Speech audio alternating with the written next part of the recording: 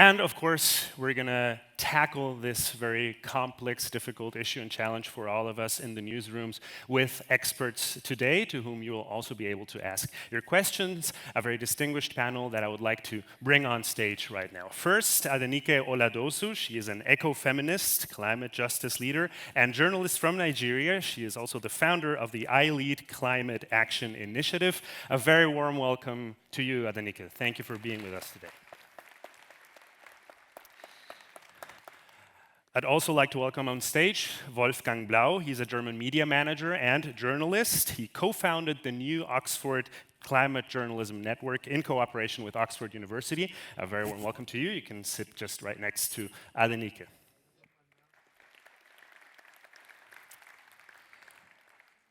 And last but not least, I would also like to welcome an environmental journalist from Colombia with the Center for Latin American Investigative Journalism, CLIP. He's also the editor of the Land of Resistance project. Andrés Bermúdez, welcome.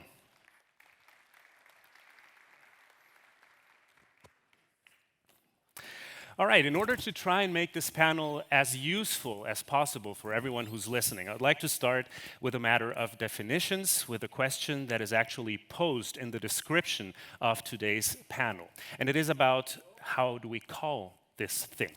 Climate emergency, climate crisis, climate catastrophe, simply climate change. Is it important? What's your take on that? And I'd like to start with you, Adenike. Welcome. Yeah, thank you so much. Climate change is a global reality, and we are feeling it all nations across the world. And most importantly, we are seeing it as a cross-cutting issue. It's leading to hunger, poverty, gender inequality, different things that defines us basically. And now, this is the time for us to act. Like, we don't have time. We cannot keep making commitments, why we are not making those commitments a reality. We have the Paris Agreement. How far have we gone in making those commitments a reality? We also have COP27 coming in Egypt, the 27th COP, Conference of Parties. How far have we gone? We are still in the negotiating room, negotiating our reality. And these are facts. These are things that we see every day. From where I am from, Nigeria, we are seeing issues of the shrinking Lake Chad, the Niger Delta issue, the Ogoni, the crisis. But one thing that baffles me most is when we hear leaders making commitment of carbon neutrality by 2050, 2060, or thereabouts. It's just like you are postponing climate action to the future, or you're trying to buy in time, while trying to pollute more. And one of those things that is ironical when we talk about climate change, which I see as a forced solution, is carbon trading. The moment you place price on carbon, it becomes legal. You could imagine you pollute here in Germany and you're trying to get validity in Nigeria or somewhere else. It shouldn't be done that way, because I think carbon should be something we should deal with. Instead of us buying carbon, we should invest more on clean energy. And also, one of those topics most that we are demanding for at COP27 is the loss and damage. And I could imagine 2 weeks of summit here, a pre-summit in Bonn here at this conference. And it's unfortunate that the loss and damage is not still in the context that we'll be talking about at COP27. Because I feel that climate reparation should be at the topmost part of our front line in the newsroom specifically. What news are we amplifying? Whose voice are in the newsroom are we amplifying? This is COP27, the African COP they call. What issues are we going to be tackling? We have the 100 billion annual commitment that world leaders made mention in 2009. I think we need to revisit that commitment. We need to replay those videos for them to know what is the crisis. And I think that we need to make the urgency of the climate crisis, whatever we are describing it, we need to place an urgency at it, because we don't have time to waste. So climate crisis for sure, from what I have heard from your definitions. For you, Wolfgang, what is your take on the matter of definition and how newsrooms or news organizations should call it in the first place? Thank you for having us, and hello, everyone. I think that we struggle with what to even name this thing illustrates just how unprecedented and how enormous it is. And I don't think there's the one word. Crisis is not precise because the nature of a crisis that is eventually you'll see the end of it. No person alive, not even children, will see the end of this crisis. Global warming is precise. Sometimes I call it the climate question or the climate situation, but really similar to the social question in the 1800s and early 1900s as a dominating theme. The climate question will question everything because it is systemic. So I think let's use different words and let's look at it as a question that is facing all of us, no matter what profession you're in. Andrés, what's your take on that? Hi, everyone. Thank you for having me. I agree with Wolfgang, and I think that to take it one step ahead, we should probably, we are already focusing on the impacts that it's having us, and therefore the exact words that we use may change because what we're doing is describing all the different ways it's affecting us. And I think the key question when we cover it is also how do we bring it down to people. The key question is, why should I care about it? Why does it matter? And I think I always remember a story of when the Panama Papers project was in the works, and the biggest question they had was they had all these stories about banking secrecy and rich people doing these crazy financial maneuvers to avoid paying their taxes. And this gigantic group of journalists was asking themselves the question of how can we tell this story in a way that people relate to it and it matters to them? And their answer to the question was, we have to stress how this affects inequality. And you can see that ironically, the most read piece of that entire investigation was not any of the large investigations into one or the other millionaire, but a 4-minute video in which they dumbed it down in an animated way. Who are the victims of offshore and how this equality affects you or me? So I think regardless of the word we use to describe what's happening, it has to be accompanied by how it affects us. Why should we care? We have already mentioned, all three of you, the scope of how many areas it affects. Let's break that down to the work in a news organization. Of course, not everyone works in a big news organization. Some are even individual journalists. But still, and Wolfgang, I would like to ask this to you. How do we deal, because sometimes I have the impression stories related to climate change are difficult to cover, starting with deciding who is going to cover this. Say a fossil fuel company is making a decision for or against climate change. Is it a business story? Is it an environment story? Is it a science story?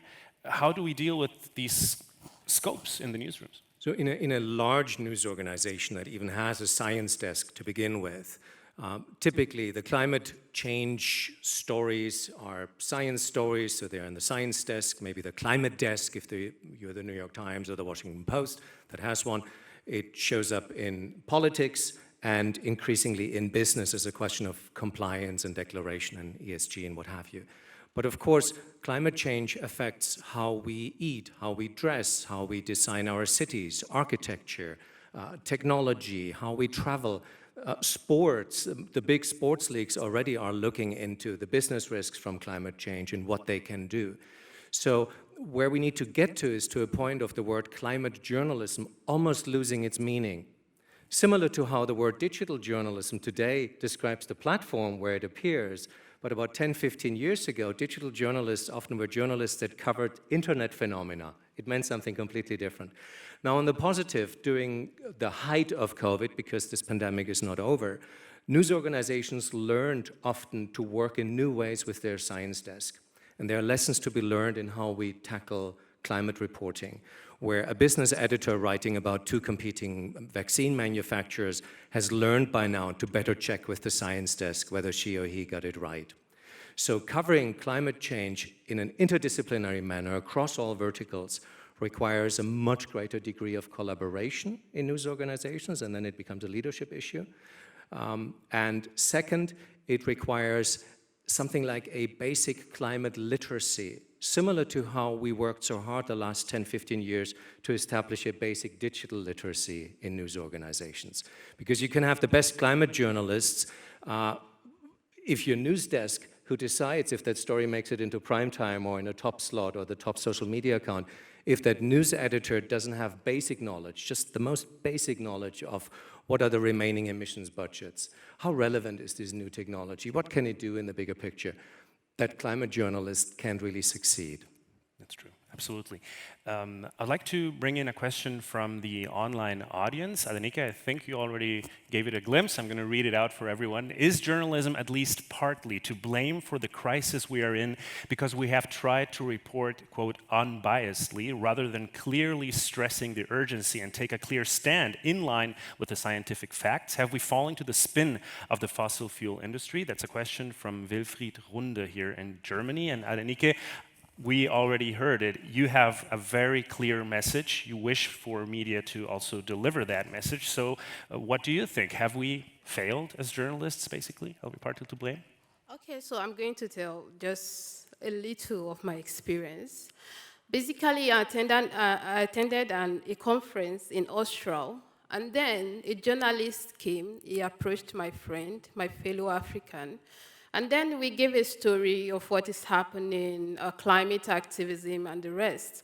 And when we saw the front line of the newspaper, it carries greater inheritance.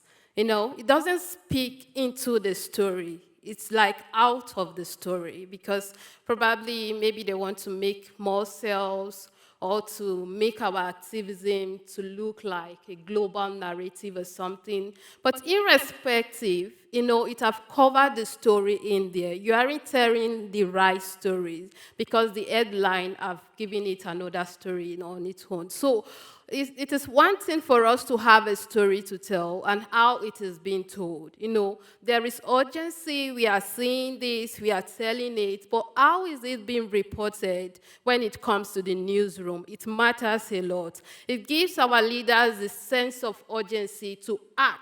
You know, when we talk about loss and damage fund, not in the agenda on COP27, you know, if we could tell these stories, make it as a front line in our newsroom, you know, it brings urgency too. It makes people informed about what is happening around the world, why vulnerable countries need this. And also, when we talk about the $100 billion annual commitment, you know, that have not yet been met, what does it mean? From 2009 down to 2022 currently, we have a lot of cyclones that have happened, you know, floods, droughts, and this is deepening inequality within and between countries. You could imagine the area where I advocate for the restoration of Lake Chad. The number of displacements, approximately 40 million people have been displaced. Refugee, yesterday was World Refugee. You know, nobody that wants to be a refugee in anyone's country, nobody wants to be displaced.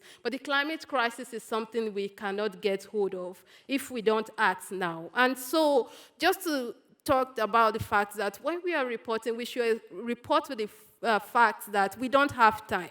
You know, we should censor the way we report, you know, trying to justify the fact that this time we don't have time for those claiming carbon neutrality 2050 or thereabout. Because I just feel like when you say 2050, you know, you are just trying to give the next leader to act on the crisis while you sit back and do whatever you want. So why can't leaders make climate agenda framework within their leadership framework, looking at the fact that election is could be like 4 years, 8 years tenure maximum, or 16 years, like the Prime Minister of Germany that just left. So we should make climate agenda within our leadership framework and not just postponing it. That way it makes progress to be known. And also sensory climate-related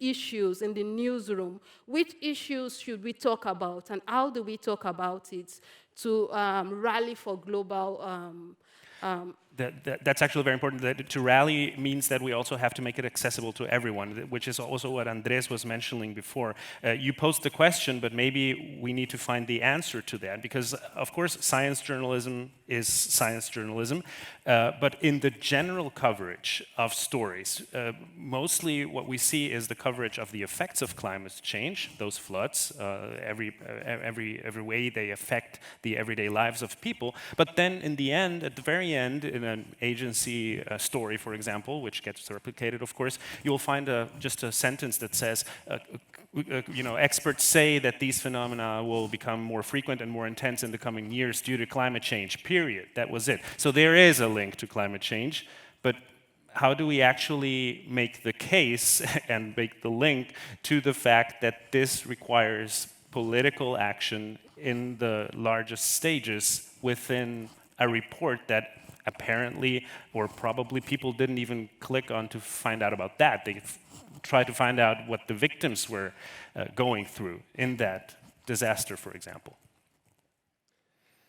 I guess part of the answer to that question depends on where we're speaking from, and I think in my case, and probably Adenike will agree with this, but I think in regions like Latin America, who are already not just vulnerable, but actively in the present being affected by extreme climate events, a lot of people still do not connect what's happening to the climate crisis. So I think first we must continue doing a good job of explaining the connection between these events and the climate crisis, and therefore obviously with policy and the world of politics.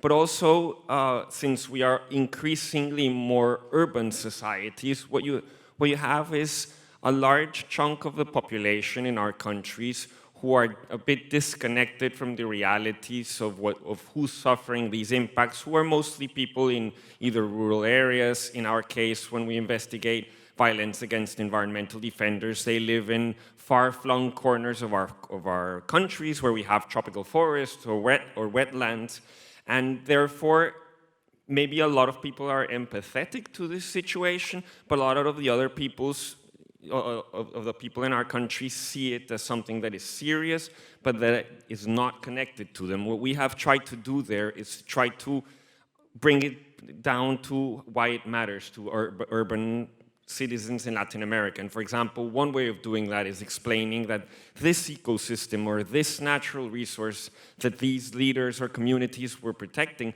provide environmental services to the people in the cities. And therefore, your clean air or your climate regulation or your water supply depends on the existence of these resources and these ecosystems, and therefore of these communities. And I think we have to continue walking forward in that direction of bringing it down. And only as we do so, people will connect this more to, not just to the climate crisis itself, but to the politics and therefore demand action, which is what we're not seeing in our continent right now. Do you want to add to that? May I get back to the question that I think Wilfried Runde was asking earlier about the role of the media, or the responsibility of the media in us maybe underappreciating the emergency. There has been a study by several American universities where they went through several 100,000 English language journalistic texts about the climate crisis and did realize that had you only read those hypothetically, you wouldn't know just how much scientific consensus there is, not about climate science in general, there's no such thing, but specifically about that fact of human-made climate change, and that the global warming we can measure is caused by human-made emissions of greenhouse gases. And I think this discussion about activism in journalism and does journalism need more activism is really misguided, because that shouldn't be the question.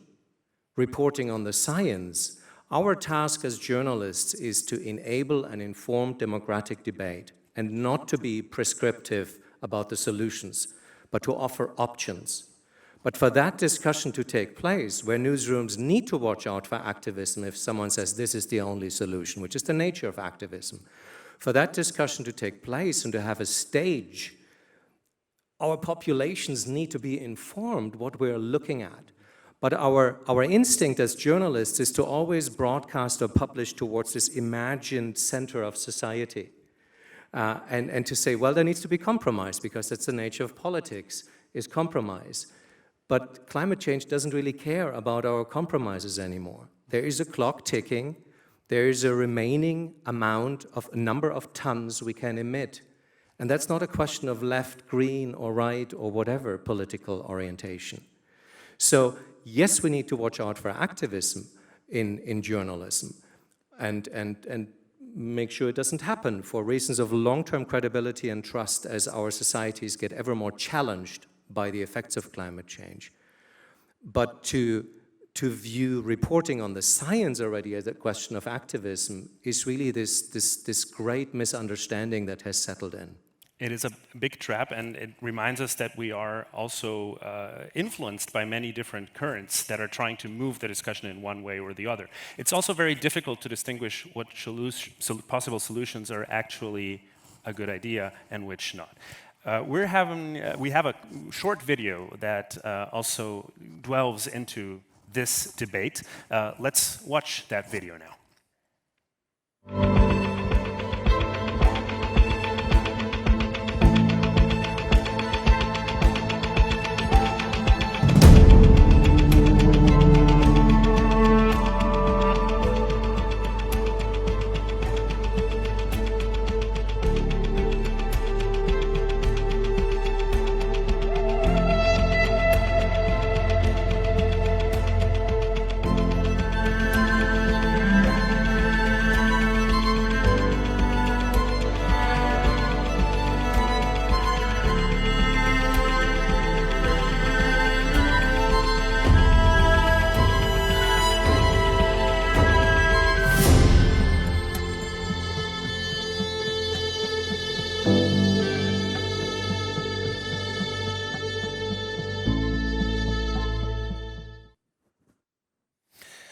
That is one of the big dilemmas. Every time we start talking about nuclear, it gets complicated because there are so many currents, so many voices. Just Adenike, in your case, we were talking about the role of or the limits of activism.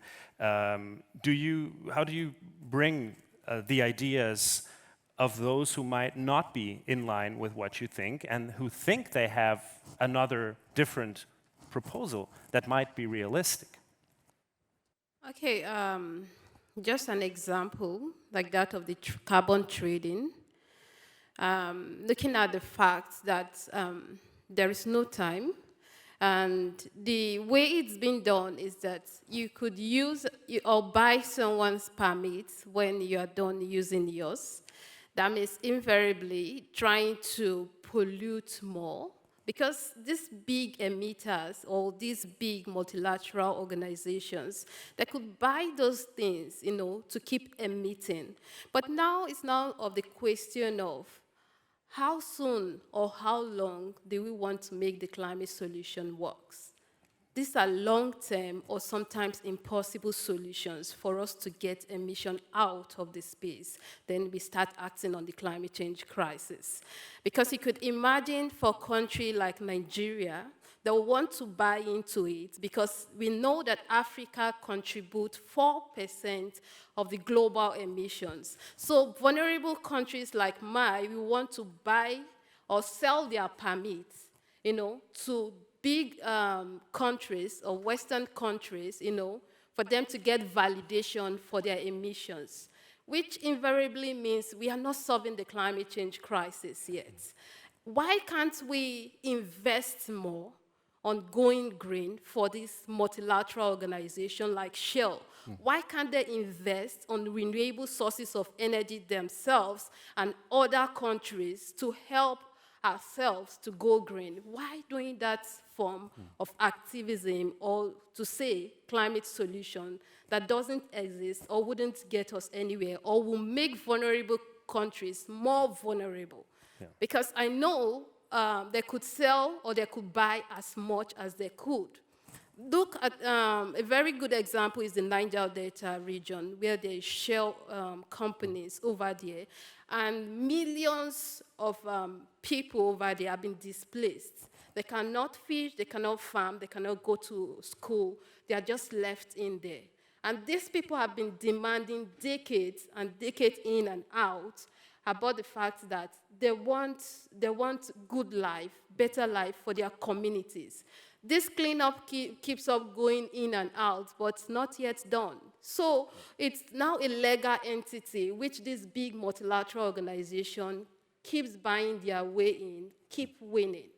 And so we have to checkmate all of these solutions that we talked about. Though I believe that there is democracy in solution providing, but then we have to look at those solutions. Yeah. Adenika, I'm sorry to interrupt you, but I would like to at least give the opportunity to the public to ask one or two quick questions. We have only 5 minutes left. I'm really sorry, but maybe let's try to at least get a few of the public in. You may get a microphone right here. I do know you, but please introduce yourself and where you're from. Okay. So my name is Amira Said. I'm a media fellow at African Union. I'm also environment journalist at the Egyptian Gazette newspaper. So now in Egypt, we are gearing up for COP27, and also COP28 will take place in UAE. So now the word of climate change in the mouth of everyone. How to make it sustainable in a way that enhance science communication. We as a journalist, how to cover this fight in a way that will make it sustainable beyond COP27 and COP28. My second quick question is about if there is a thin line between journalism and activism. We know that Africa is the most vulnerable for the impact of climate change, but it is the least equipped to cope up with this. In COP27, the issue of climate finance will be at a top priority. We as a journalist, should we report this as it is, or should we campaign? Because we should keep in mind that there is a difference between activism and journalism. Thank you so much. Is it time for campaigning? Maybe Andrés? Not sure about if I can answer that question, but I would like to address one part of you said, and I think we have to. Yesterday a lot of talk was said about the importance of solutions journalism or constructive journalism, and you just talked about climate finance, and I think. And I thought about it when Adenike was speaking, we also have to not just do this kind of solutions journalism regarding climate, but also scrutinize the solutions that are in place to see whether they're actually working. This year I've been investigating the carbon credit market, and what I'm seeing, this is in Colombia, and with other journalists in Democratic Republic of Congo, we're seeing projects that are rigging their deforestation baselines, projects that are entering into very complicated relationships with indigenous communities and having them sign 100-year contracts. These are just a couple of examples, but my point is we should also be scrutinizing with reporting, with good writing, with good reporting, those solutions that have been devised to counter or to mitigate the greenhouse gas emissions, and to see and check whether they are actually doing so or not. And if we arrive at the conclusion that they are, that's good. If not, we have to show what's not working, because that's also part of what we need to know as citizens. If I may say two quick sentences on activism, I think it's really important that journalists do not come across as speaking pejoratively of activism. Activism and journalism both fulfill hugely important societal functions. And our right to speak, our right to gather, our right to report, all of those are rights that we owe to the work of activists of earlier generations who often didn't see these rights come true during their lifetimes. So that is the baseline when I speak about activism. Having said that, I think journalism is something else. Yes, it's sometimes hard to draw the line.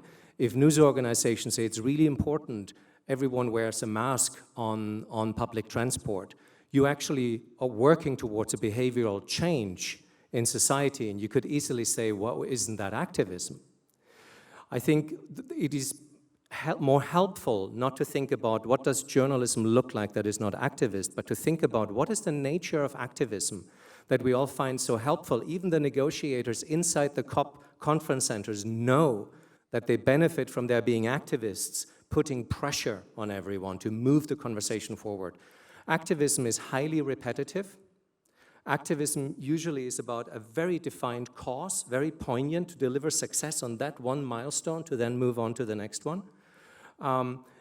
Activism, in its own interest to succeed, usually is not very transparent about the shortcomings in its own argumentation, its own line of arguments, because you have to get there. Whereas journalism's role is much more to declare what we don't know and what we're not sure about yet. And with climate change, where we have to speculate so much about the future, that will only increase. And I think the challenges that climate change will pose to our societies, and already does, and will tear on them from every direction, put such a responsibility on journalism to ensure cohesion. And climate journalism also requires a high degree of trust, because I can falsify or verify whether 2 + 2 is 4. I cannot falsify or verify climate science. I have to trust at some point that news organization. And I think that is why it's important to not fall for that great temptation to say, it's so dangerous, we all have to become activists now, because this is not a crisis, this is the rest of our lives. I think that is a very, very good ending point for our panel. We unfortunately are out of time, but I think the most important takeaway from what I heard is that we need to talk to each other more. Listen to the experts, take on that responsibility, talk to the people that we know within our news organization, if we're in one, to better understand what is going on in order for us to better report on it. I would like to thank you very much for this very, very informative panel. I hope it was useful for everyone, or at least inspiring. We all get out of here with a to-do list. Adenike Oladosu, Wolfgang Blau, Andrés Bermúdez, thank you so much. And I'm now going to toss back to someone you already know from yesterday who's back with us, Edith Kimani. Thank you so much, and a big round of applause for our panelists.